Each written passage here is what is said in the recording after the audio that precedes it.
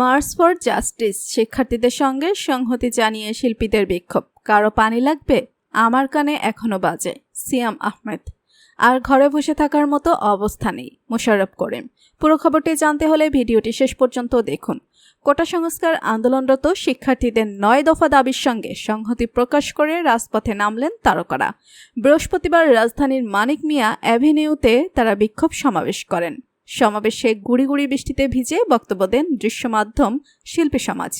এ সময় মামুনুর রশিদ, অমিতাভ রেজা চৌধুরী, অভিনেতা মোশাররফ করিম, অভিনেত্রী আজমেরি হক বাঁধন, সিয়াম আহমেদ, রাফিয়াত রশিদ মিথিলা, জাকিয়া বাড়ি মম, সৈয়দ আহমেদ শাউকি, ইরেশ জাকের, রেদওয়ান রনি, আশফাক নিপুন, আদনান আল রাজীব, নাজিয়া হক অর্ষা, তানিম নূর, নুসরাত ইমরোজ তিশা, সাবিলা নূর, তাসনিয়া ফারিন সহ আরও অনেকে।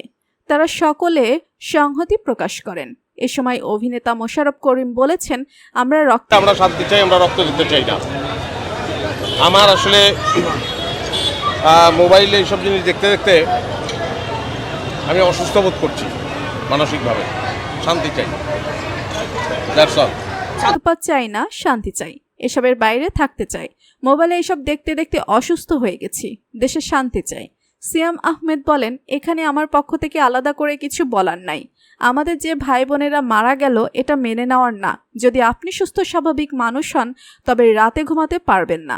আমার কানে এখনো বাজে, কারো পানি লাগবে? দেখুন কত পানি আসছে এখন। এটা যতদিন মাথায় থাকবে ততদিন শান্তিতে ঘুমাতে পারবে না বাংলাদেশের মানুষ। আজমেরি হক বাঁধন বলেন, আমি মানসিকভাবে খুবই বিপর্যস্ত এখন। এই অবস্থায় যদি একটু বিবেক থাকে কেউ ঠিক থাকা সম্ভব না। আমরা ছাত্রদের সঙ্গে আছি বলেই আজ এখানে এসেছি। এদিকে সামাজিক যোগাযোগ মাধ্যমগুলোতেও ছাত্রদের দাবির সঙ্গে সংহতি জানাচ্ছেন বিভিন্ন অঙ্গনের তারকারা। সম্মানিত দর্শক, কোটা আন্দোলন নিয়ে আপনাদের মতামত কমেন্ট করে জানান। ভিডিওটি আপনি যদি পছন্দ করে থাকেন অবশ্যই লাইক করবেন, শেয়ার করবেন আপনার বন্ধুদের সাথে। ধন্যবাদ সবাইকে।